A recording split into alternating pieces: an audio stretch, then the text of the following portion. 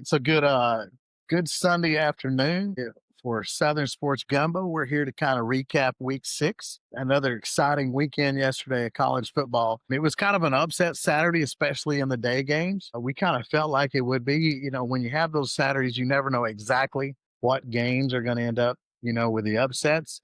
I think we all, even though we felt more confident in Texas winning the game, I think we all felt like Florida could beat Texas this past weekend, especially in the swamp, and Arch Manning going, on the road like he did Ohio State. I think we mentioned that last week.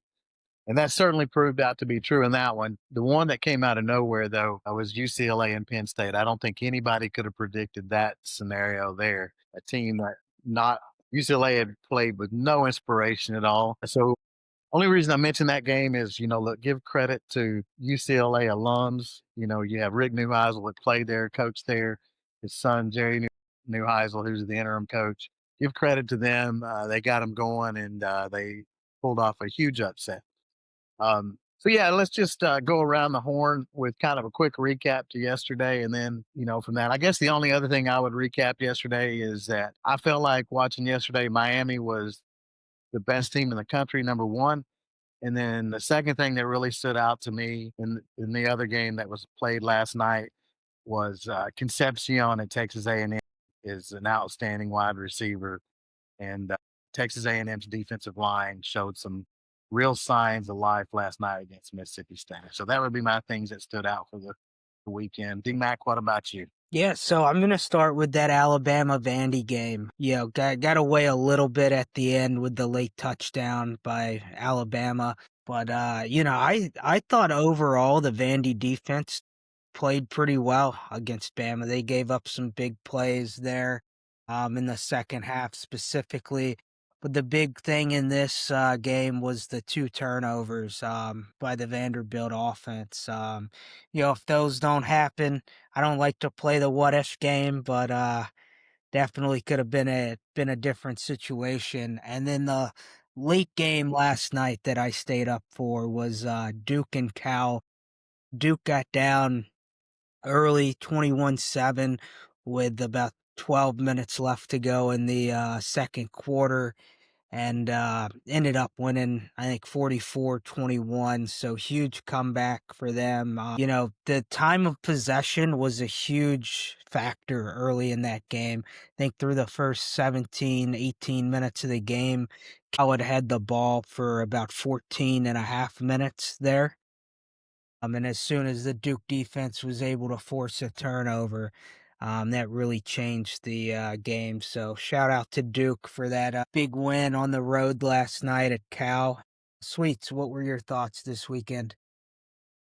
Two upsets for me. One, not big upsets, but Virginia beating Louisville, two ranked teams, and just a good football game. Turnovers will come back to get you. Louisville had a few turnovers that came back to haunt them. Hats off to Virginia. They're playing great ball. That's two big wins in a row, and they're certainly trending in the right directions. If they keep playing ball the way they are, they could be there at the end of the year in the ACC. And my second one was Cincinnati beating out Iowa State. Matt Campbell coaches hard nosed football. But Cincinnati just went out and busted them in the mouth yesterday and got it done. So hats off to the Bearcats for holding serve at home and taking it to the Cyclones. A big one for that program.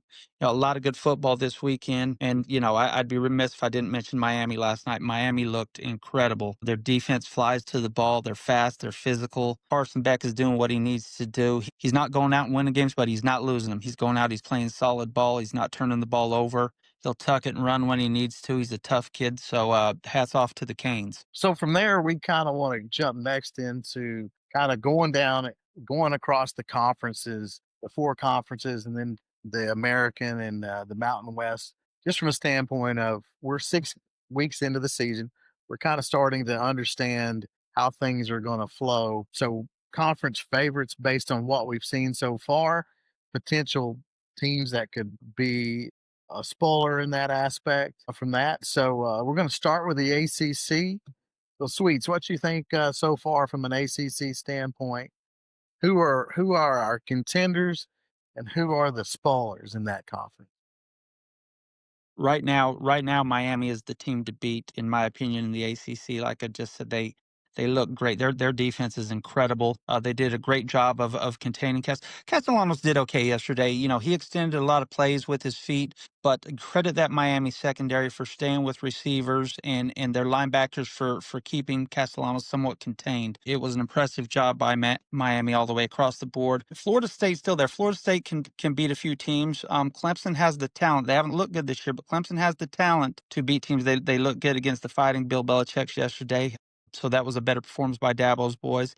And then lastly, Virginia. Virginia's got 2 big wins in a row, and they appear to be peaking at the right time. Those are my ACC teams. And Duke. You know, Duke surprised and looked good as well. So that's kind of my thoughts on who's who in the ACC. What do you think, DMAC? Yeah, so I think we can all agree Miami's number one in that league. But then it gets a little interesting. I have 4 teams that I have at like a tier 2 level, and that's Virginia. You know, they're 3-0 in conference right now. Georgia Tech, who's 2-0. Louisville, who's 1-1, and then Duke, who's also 3-0.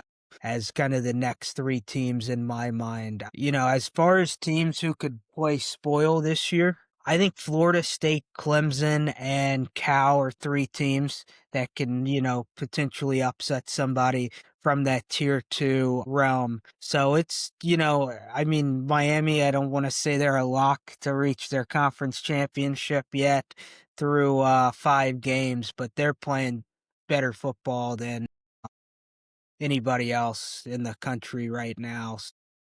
You know, love what they're doing.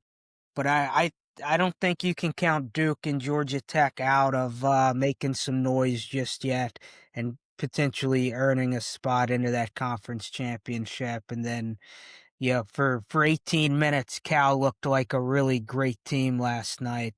You could even say for 32 minutes because they played a really good third quarter too. So they're a team that I could see potentially upsetting somebody. You know, they still play Virginia and Louisville this year. So those are 2 games I've got circled for them of potentially making some noise. What do you think, Kevin?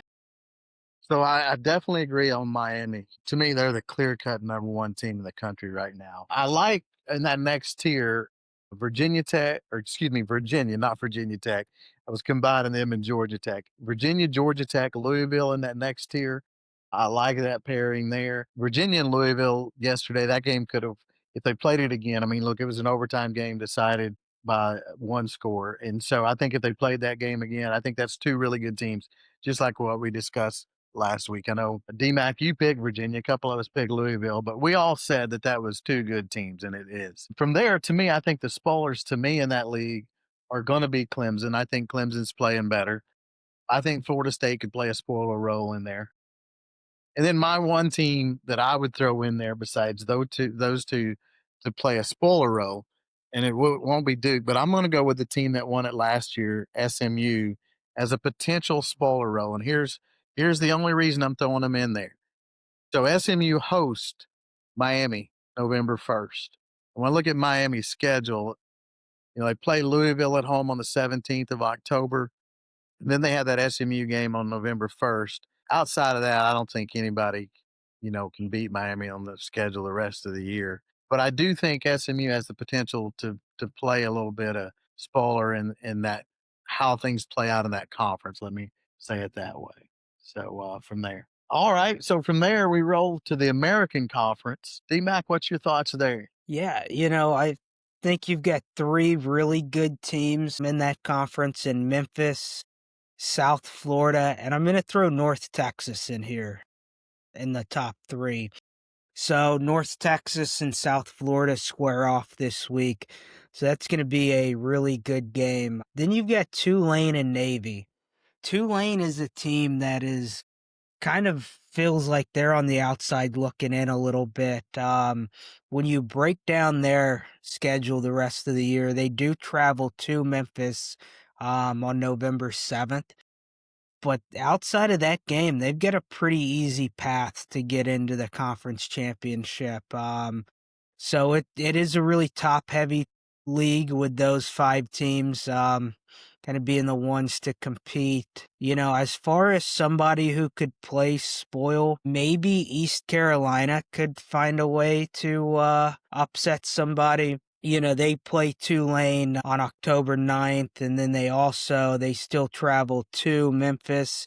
So they're on the road for both of those games. So, you know, don't know if they can get it done, but they would be the team that I circle outside of that top five who could get an upset.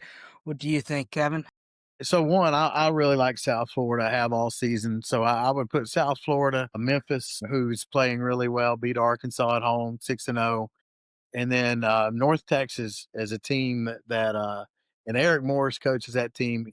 I think all three of these teams that we just mentioned, Golish, Eric Morris, and then the coach at Memphis. I can't think of his name right off the top of my head right now, but all three of those guys I think are going to be coaching in a Power Four conference next year, in my opinion, as we see things evolve. So I put those three teams at the top of the league.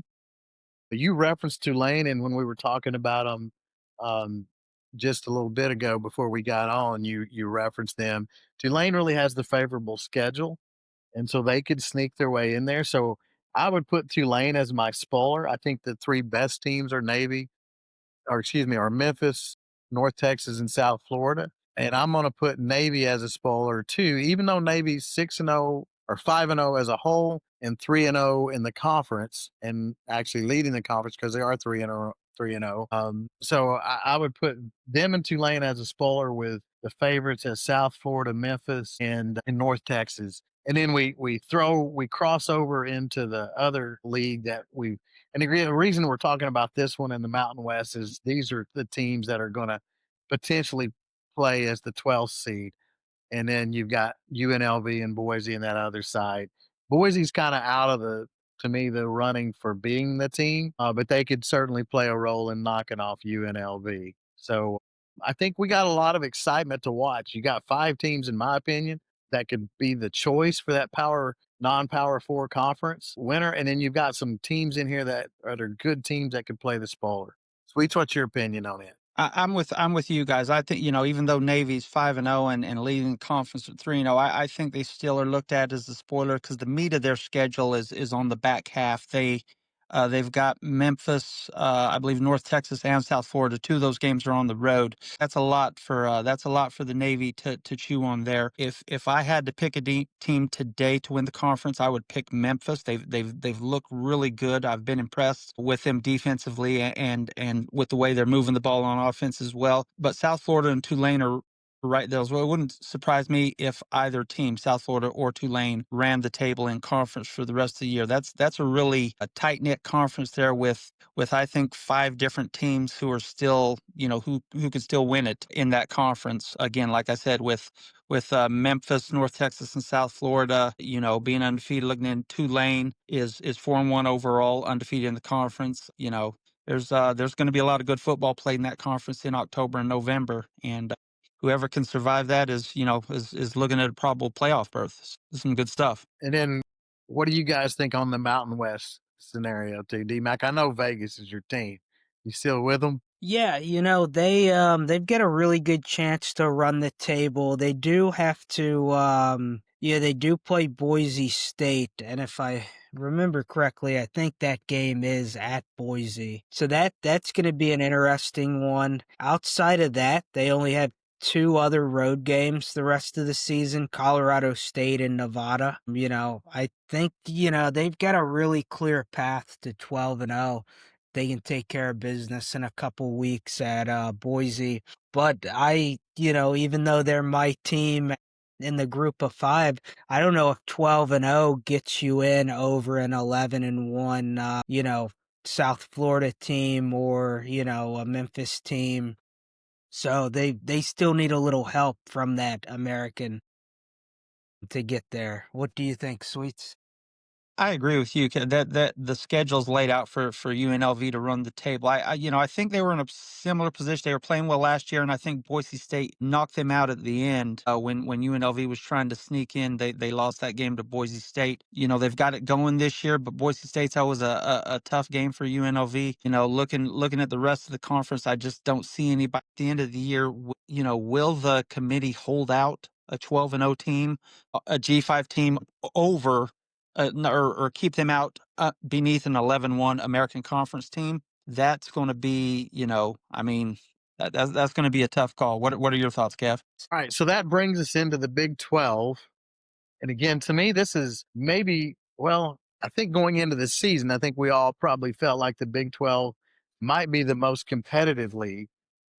That being said, there is one team that is kind of jumping out in front of everybody and has gotten two pretty dominant wins. They beat Utah on the road in a dominant way, and then last night they handled Houston again, and that's Texas Tech. Texas Tech, to me, in that Big 12 conference is out there as a team to beat. I would also throw BYU as a contender in there, and Arizona State to me is a team. They won it last year.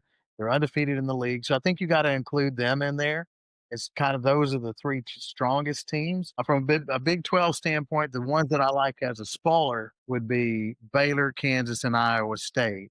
I think all three of those teams can surprise more than one team in that top group and get some wins. And let me also throw Cincinnati in there. We talked about them, a little bit last week.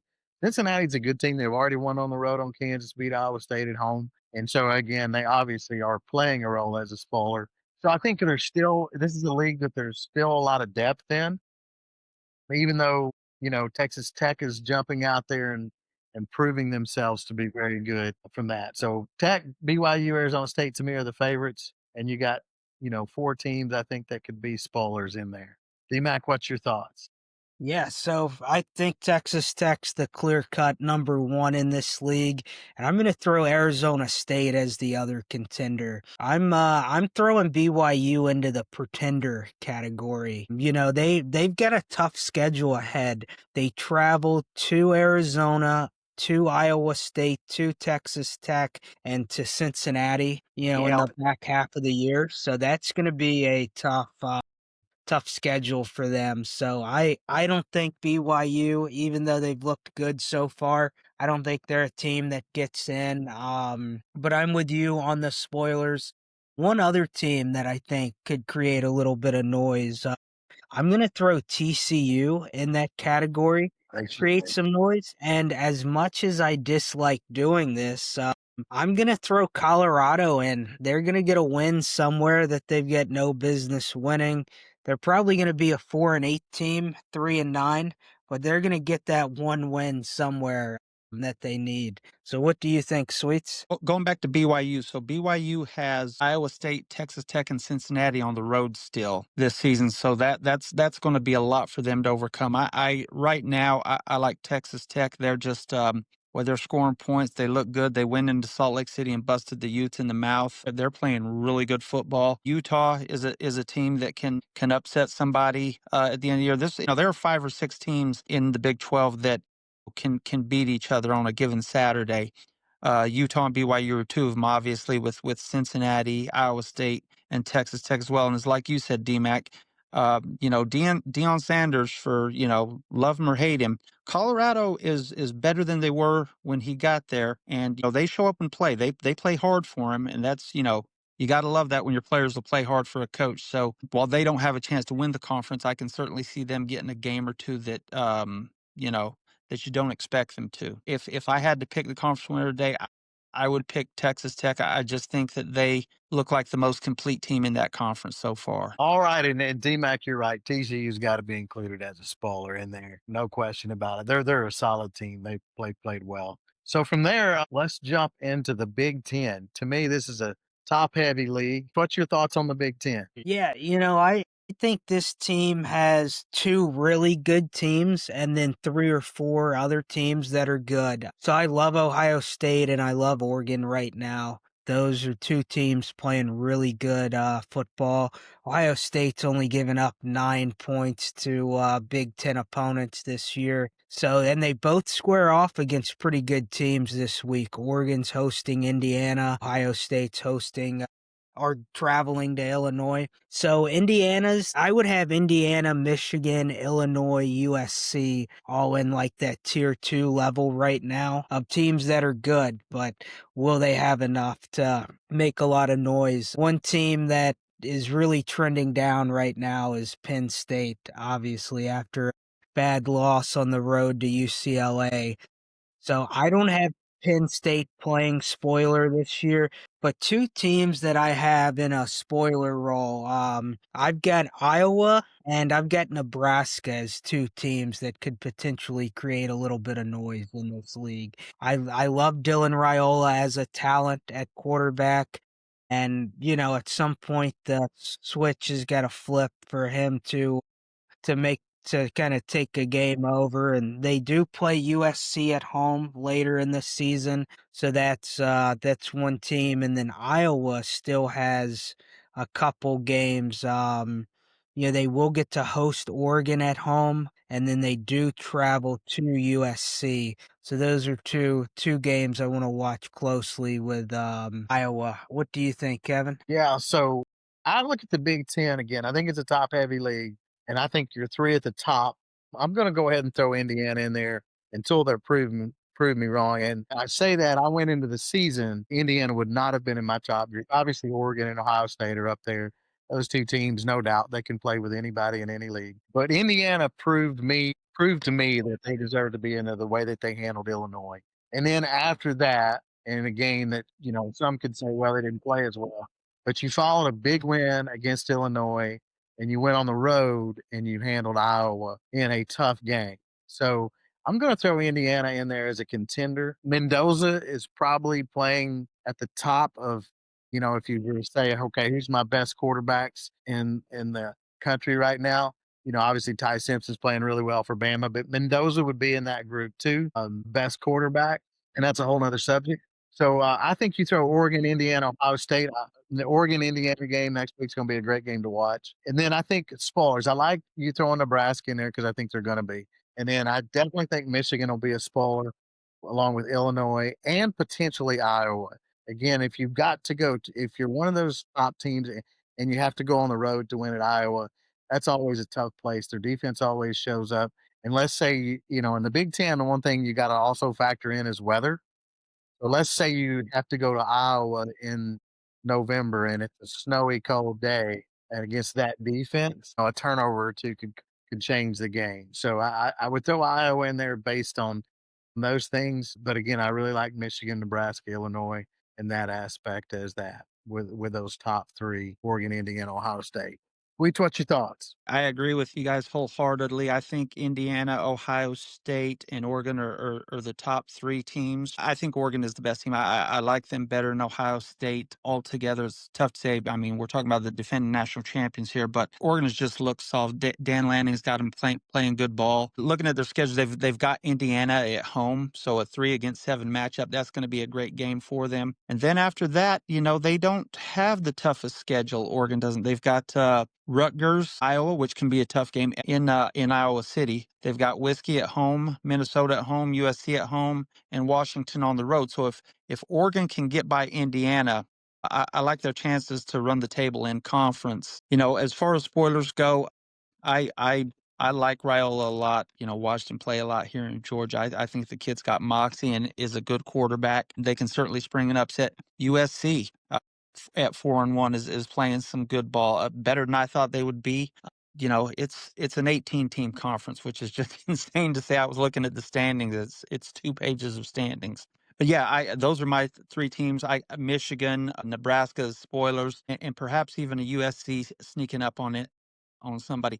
I'm not as sold on Illinois as you two are. I've just never been sold on by Lima, and then getting mollywopped by Indiana just kind of sealed it for me. But there's some talent in the Big Ten, and it's going to be fun to watch that conference come down to being. That's a conference that's going to get 2 and possibly 3 teams anyway into the playoffs. What do you think about that, DMAC? Yeah, so I do think that when you talk Big Ten, and I know we'll talk SEC in a minute, you're looking at probably 8 playoff teams between those two conferences, potentially a ninth, depending on how it all shakes out. So you're looking at potentially 4 teams from the Big Ten getting in. I would say right now Ohio State and Oregon are your 2 locks. If you go to a third and a fourth, I'd have Indiana as the third, and I have Illinois as the 6th team in that league. So I would lean probably USC as the 4th team over Michigan right now in the Big Ten. Next week, and again, we'll go on over to the SEC, but we're really going to find out about this league next week. We've already mentioned that Oregon's playing Indiana next week, but then also Illinois is hosting Ohio State. So if Illinois wants to plant themselves firmly in the conversation, here's their chance. They got a home game against Ohio State next weekend. So if they pull that game off, they can interject themselves into the equation. After that, yeah, USC, Michigan, heck, even Nebraska. All And right, guys, so raise your hand if you saw Penn State at 0-2, 2 games into their conference schedule. That's not something I saw. Lord. maybe not 0-2, but I think DMAC and I were definitely firm believers that Drew Aller was not the answer and that Penn Wow. State would probably at best go 9-3. Aller, look, so again, Penn State 4-21 against top 10 teams since James Franklin's been there. So they're always going to win 8 or 9 games because of that schedule. If you get Maryland, Purdue, Rutgers on your schedule, you're going to Northwestern, you're going to win some of those games. But it does not surprise me that it surprised me that they lost to UCLA. Absolutely, doesn't surprise me that they're out of it. You got any thoughts on that, DMAC? Yeah, kind of similar to you. I would not have thought they would have lost to UCLA, and I didn't have them not making the playoff before the season, with me thinking the Big Ten would get 4 teams, but I did not think they'd play for a conference championship. I figured they'd be a 9-10 win team this year, with probably their 2 losses being Ohio State and Oregon. Now they've lost to UCLA, so it could be a slippery slope for them. I also wouldn't be surprised if, their only loss the rest of the year is to Ohio State and they finish 9-3 this year, just because they do have talent. They beefed up their wide receiver room this year, which hasn't shown much yet, with Drew Aller slinging passes back there.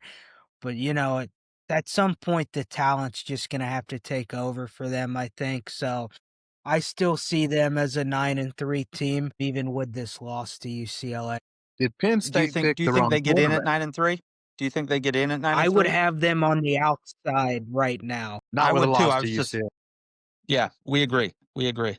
There'll be some 9-3 teams get in my opinion, but you can't lose to a team that bad. Here's another question with that before we get into the SEC.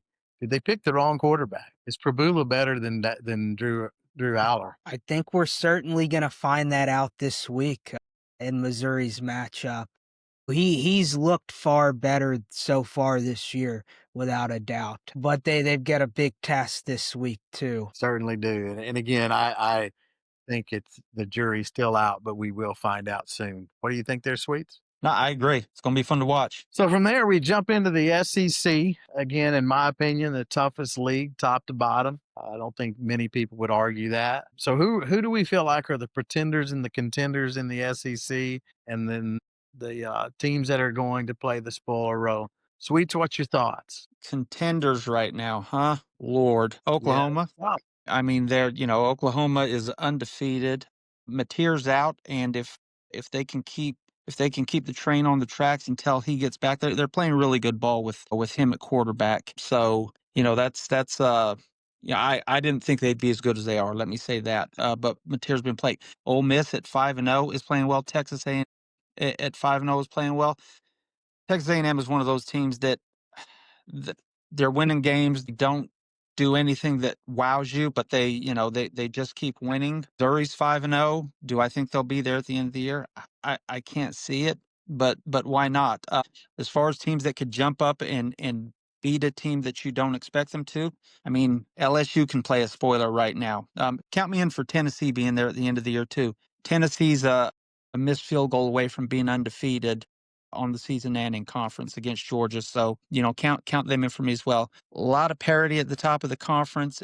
If I had to pick a winner today, gun to my head, it'd be tough for me to go against Oklahoma if Mateer's healthy. If they can keep the train on the tracks and he's there at the end, they've been as good as anybody, in my opinion. What do you think, Kevin? So I think that if you break them out into the top groups, I would have Georgia, Alabama, Texas A&M, and then I would include Ole Miss and Missouri. So I think you got to take schedules into play also in the SEC. And if you look at schedules, Ole Miss and Missouri have a distinct advantage in that they don't play the number of ranked teams that the other teams do. I think Oklahoma, like we talked about when we did our previews, possibly the best defensive team in the conference, definitely the best front seven in the conference. I'm still not sold that they can be dominant offensively. That Auburn game was, right down to the wire in the fourth quarter, and they hosted that game.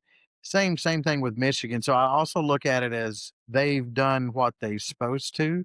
I would put them in the spoiler category, and here's why. Again, that schedule piece. They go on the road to Tennessee. They go on the road to Alabama. They play Texas in that neutral site game this weekend, and they're going to have to play that game without Mateer at quarterback. And so to me, those are three very difficult games for them to win, to be. And I think at this point, you got to say, when you look at Ole Miss and Missouri's schedule, one loss, and even Alabama with what they're doing, one loss probably gets you into the SEC championship. I don't know if two does. Potentially, it could, but you're going to have some things to happen for two losses to get in there. And I just think Oklahoma's schedule's too tough for them to. I would put them in that spoiler category. I like Tennessee um, to be fighting for the playoffs at the end. I don't know that I would put them in to play for the conference championship. I think those other five I'd have mentioned, I would put in there. Here's the one thing though with Tennessee. Tennessee played that Georgia game without both of their starting cornerbacks. And if both of those guys play in that Georgia game, they probably win that game. So the one thing when you play Alabama, you're going to have to defend their passing game.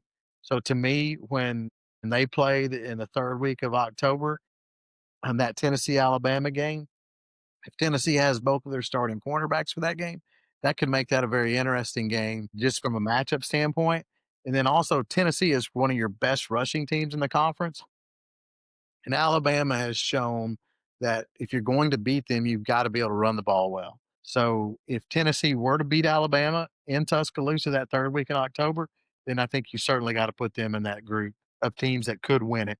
So again, my spoilers, I guess, from that standpoint would be Oklahoma, Tennessee, LSU, with my five teams that I really like across that have put themselves in the best positions to win it would be Georgia, Alabama, Texas A&M, Ole Miss, and Missouri. And then let me also say this: I think you also got to throw teams that can beat you. Again, just it's such a deep league. That's 8 teams you've already talked about there. I think Texas can beat somebody. I do. In fact, I think they have a good chance of beating Oklahoma with the fact that Oklahoma's playing Hawkins this week at quarterback. I think South Carolina at home has the potential to beat a contender. And they've got a couple of teams that they've got coming at home from that. So I think you still got Texas and South Carolina. And just like Florida beat Texas yesterday, I don't, if you go in the swamp, Florida's got a really good defense. And so I don't think you can say you can count them out. Again, if you look at Florida, they were in the game in the fourth quarter against LSU. But that against Miami, who's a really, really good team with 5-6 minutes to go, that's a 7-point game simply because Florida's defense is really good. And then yesterday they dominant in that Texas game. So I think you got to include Florida, Texas, and South Carolina as teams that they're not going to. At this point, I wouldn't pick any of those teams to be at the top, and I wouldn't pick them to be spoilers. But I think they have the potential to beat a good team and throw the race kind of sideways. D-Mac, what's your thought? Yeah, so I have the SEC. I've got like a top 6, a next 3, and then I'll go into my spoilers. So the top 6, and pretty close to this order, I've got Oklahoma, Alabama, and Missouri, all as like a 1A. And then for a 1B, I've got Ole Miss, Texas A&M, and Georgia. Factoring in Oklahoma's schedule is definitely a good point. But right now, from what we've seen, I've got them a little bit ahead of everybody else. And then my next three teams of potential contenders, I've got Tennessee, LSU, and then Vanderbilt.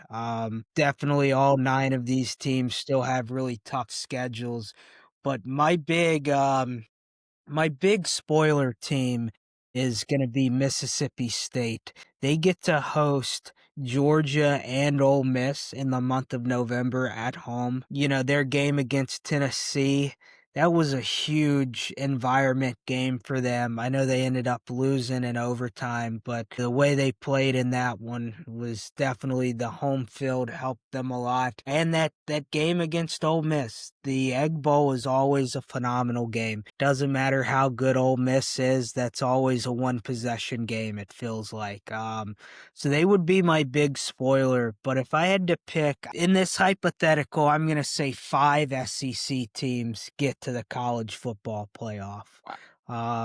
So I would take right now, I would take Alabama, I would take Missouri, I would take Oklahoma, I would take Georgia, and I would probably take Texas A&M over Ole Miss, even though Ole Miss is the highest ranked SEC team in the AP right now. Those would be my 5 teams. Yeah, I think Ole Miss still has a great chance to play for the SEC championship. But I don't know. They beat an LSU team that looked really bad. So, you know, Texas A&M does have wins over Auburn, Notre Dame, and Mississippi State. Bama's got the win over Georgia and over Vandy.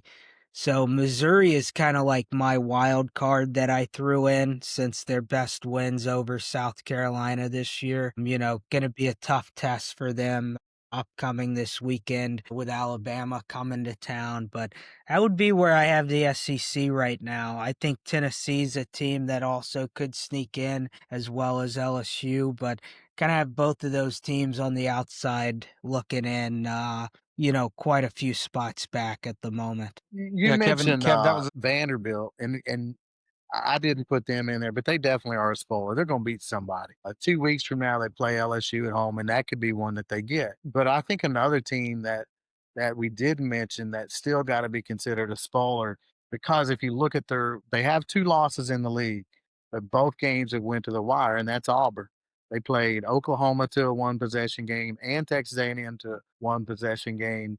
And I didn't mention them in the beginning, but you really have to. There's still the potential for them to beat some teams, and we know at home both those games that they lost were on the road, and they had the ball in the fourth quarter in the last 5 minutes and could have won both games. They obviously didn't. They did come out and take the lead against Oklahoma and force Oklahoma to go down the field, and Mateer didn't score. So they did come back in the fourth quarter late and get the lead there. So I think you got to throw Auburn in there too. Again, it's just such a tough league. What you got yeah, anything else on the SEC? So my stat on the Auburn Tigers would be Hugh Freeze in one possession SEC games is 2-9, which is why I would bet if somebody gave me a one possession game against him in any conference game this year, I would take the other team. I just don't think Hugh Freeze is able to win those close ones, and like the talent of that team's, you know, top tier. They've got a lot of playmakers over at Auburn, but yeah, I don't think Hugh Freeze can win those close ones that he needs to win. But they do get Georgia and Missouri at home and Alabama at home to close out the season. So if they are going to play spoiler, they've got 3 really good chances at home to do that. it wouldn't surprise me to see them get at least one of those games, honestly, maybe 2. It's a tough place to play. Auburn is a tough place to play, and their fans show up. It's that a few years back against LSU when we were down 17-0 second quarter, that's as loud a stadium as I've been in, honestly. Kev, you were there too. You remember that place was crazy. Yep, and if look, we don't win that game if BJ doesn't get the strip sack and a touchdown right there to give us life. We were out Yep. of it at that Yep. point in the game. They were all over us, and we were out of that game. And that swayed momentum to where we just leveled it off. And we're able to, and that was not a good Auburn team. And that was an Auburn team that cost their coach the job. And an LSU team that played in the SEC championships. It's definitely a tough place to play. So look, I mean, hey, we've talked about this weekend, had the upsets, kind of laid things out, from a conference standpoint. There's a lot of fun stuff, I think, ahead in the next 7, 8 weeks as we get, through 14 weeks of college football. But some things are starting to form, and we're starting to be able to say, to identify some things. Be interesting to see over the next 2 or 3 weeks how we feel, because I know certainly things are different.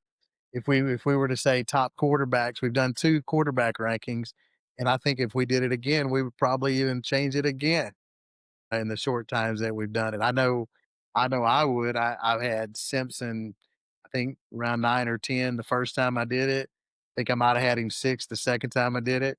He would be in the top 1 or 2 in the SEC right now. A guy that's completing 70% of his passes. I know that's rattling and getting onto something else, but it's fun. Look, college football, we love it. We watch it. It's entertaining, and it's why we're sitting here talking about it. So, you guys have any last thoughts? Kev, you're spot on about the quarterbacks. Listen, at the first of the year, it was Nussmeier, Sellers, and Arch. Where are Yeah, those three now? they're at the bottom. Well, None Sellers, of them are in the top 10. None of them. no, they're not. You know what? Yeah, it's it's insane. So it's a lot of fun. And we're in week 5, week 6. These teams are starting to show who they are. And for teams like LSU, who still have a lot of talent and still have everything in front of them.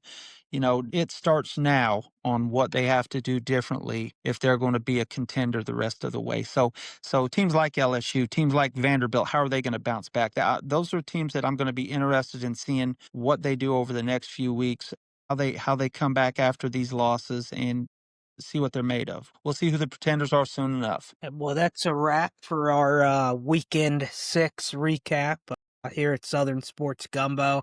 Make sure you like, follow, share, and we'll see you guys on Tuesday. Definitely tune in Tuesday. We've got a lot of good games to predict. I agree. Participate.